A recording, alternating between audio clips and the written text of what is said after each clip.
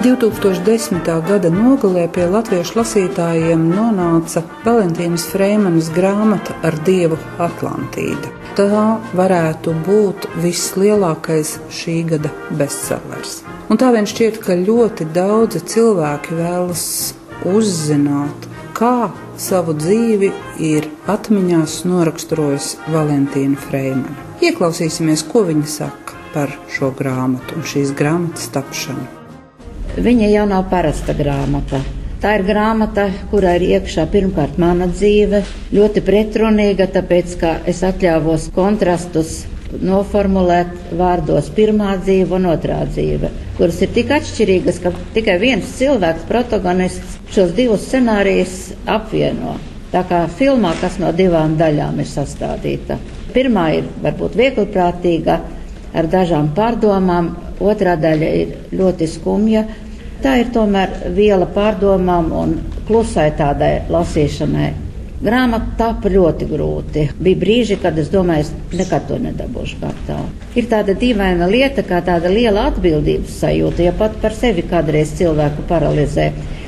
Un ja vēl runa iet par atbildību mirušo priekšā, tādas pasaules priekšā, kas pati vairs neeksistē, un tu mēģini viņu atdzīvināt, no tā, kā tu viņu atdzīvināsi, būs atkarīgs, kā cilvēki uztver šo pasauli. Un ja tu darīsi kaut ko ne tā, kā vajag, nebūs kas labo.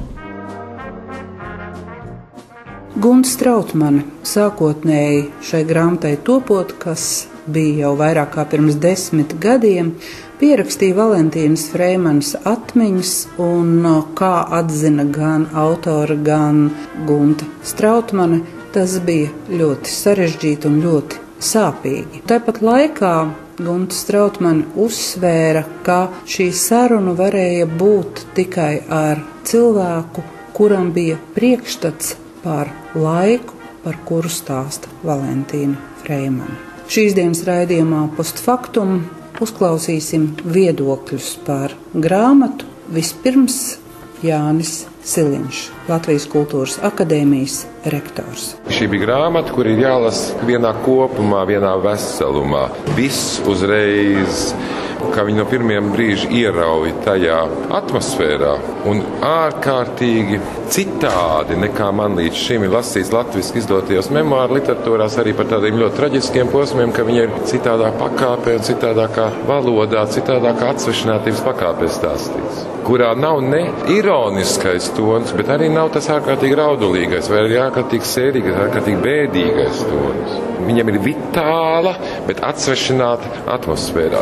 Tas ir viens, bet no otras, kas man liekas ārkārtīgi būtiski, ka te ir ļoti daudz kultūra vēsturisku māksliniecisku vērtību, personību, ieskicējumu, iezīmējumi, un tā ir ārkārtīgi bagātība. Mēs ieraugām vispirms vienu personību, kas veidojusies ļoti bagātā lokā, personību laikmetu, bet no otras puses arī mēs ieraugām, kas ir tie apkārt, kas tur atkal ir bijuši personības, kā ir mācējuši citos laikos novērtēt un kā vērtē un ko tas dod cilvēku personības attīstībā. Un faktiski jau tas arī liecina arī, ja Latviju mēs šobrīd skatām tajās ekonomiskas, psiholoģiskas, sociālajās problēmās, tur ir kaut kāda sakne. Es ieraugu tas, īstenībā šausmīgi saka, cik mēs pavirši, cik mēs viegliprātīgi viens otru iznīcinām. Viegliprātīgi ar šīm te attieksmēm. Pat nenošaujot, bet viegliprātīgi. Un tas šeit ir, jo ir sabiedrības daļa visā pasaulē, Eiropā bijis arī vecos laikos, kura tomēr šīs vērtības, to savu personisko kaut kādu ir mācējuši pakārtot lielākiem uzdevumiem. Es nerunāju par krahiem vai totalitārismu, bet tieši par to, kā tas veidojas. Un tas šī grāmatā ir ļoti vērtīgs būtu, lai cilvēki, kas viņu lasa, kaut cik orientējās, viņiem ir vieglāk, bet jauniem cilvēkiem, viņiem tas paver brīnumainu pasauli. Tāda Atlantīda, kas tiešām ir ar Dievu.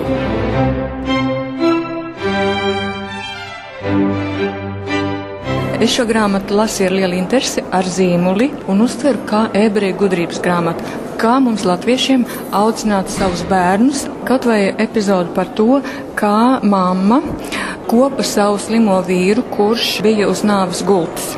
Mamma dienu un nakti sēdēja pie tēva gultas saposusies, smaržīga, jo, ja gadījumā slimnieks atver acis, lai viņam būtu prieks ieraudzīt skaistu sievu, lai viņam gribētu dzīvot. Protams, tas viss lasītais, gan autori, gan kinofilmas, ko pati Valentīna ir redzējusi, tā tiešām ir staigājošā vēsture mūsu. Nerunājot par visu to brīnišķīgo saturu, kas ir, viņi arī ir uzrakstīti tik vieglā un lasāmā veidā, ka tu pilnīgi vienā elpas vilcienā un gribi dzīvot līdz visiem tiem notikumiem. Un bija viens brīdis grāmatas otrajā daļā, otrajā dzīvē, kad es jau zināju, kas būs tālāk, un man prasīja arī zināmu saņemšanos darīt to šobrīd, vai varbūt pagaidīt līdz rītdienai un tad lasīt tālāk.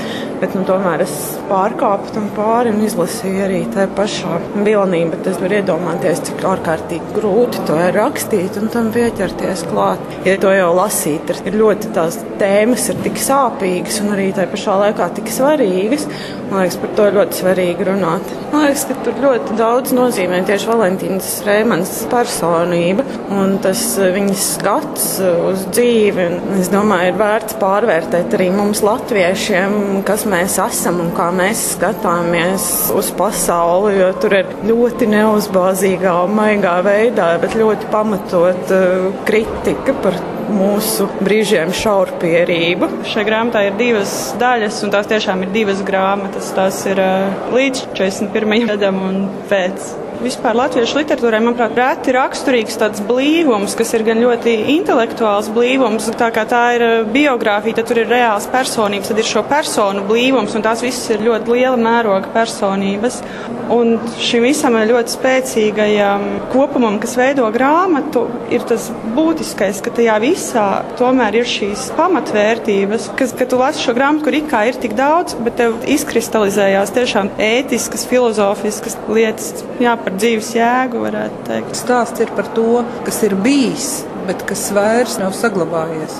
Es, kad sāku lasīt grāmatu, es kaut kā par to pat, taisnību sakot, īpaši nedomāju. Es domāju, kas būs, tas būs, lasīs tikai. Tad, kad es biju izlasījusi, tad ir no vienas puses šī sajūta, kas liek it kā rosīties un, lai cik tas varbūt neizklausītos banāli, dzīvot labāk un pārdomāt savu dzīvi un savas problēmas, kas ir tik niecīgas, teiksim, salīdzinoši. Un no otras puses ir šī diezgan smagā sajūta, jo es, taisnību sakot, nekad nebiju tik ļoti apzinājusies, ka tas tomēr bija vesels laikmets, kas aizgāja bojā 2. pasaules karā. Tie ir kaut kādā cilvēcisko attiecību ziņā, jo es domāju, tagad nebūtu iespējama tāda sabiedrība, par kādu raksta Valentīna Freimana. Un tā ir tā nogrimusī Atlantīda.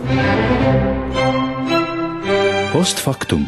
Recenzijas par aktuāliem notikumiem kultūras dzīvē.